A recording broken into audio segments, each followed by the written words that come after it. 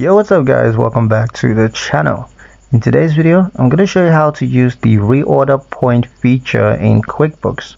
The reorder point feature alerts you when stocks levels drop too low, which of course is going to help you to restock before running out. Let's get into it. First step is to turn on inventory tracking.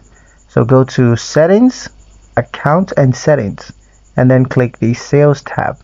Under product and services, you're going to turn on track quantity on hand.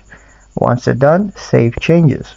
Next is to set reorder points. So go to sales, products and services, edit the inventory item, and in the reorder point field, you're going to enter the quantity at which you want a restock reminder.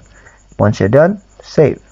Next is to monitor alerts. Now when items reach or fall below the reorder point, QuickBooks flags them on the product and service list with a low stock or out of stock label.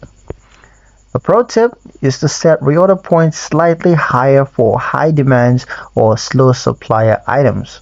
You also want to review reorders levels every quarter, just to adjust for sales trends. And that's pretty much it for the video guys. Hope you liked it. Hope you found the information here useful enough. If you did, like, share and subscribe for more helpful tutorials. Thank you guys for watching, and I'll see you in the next one.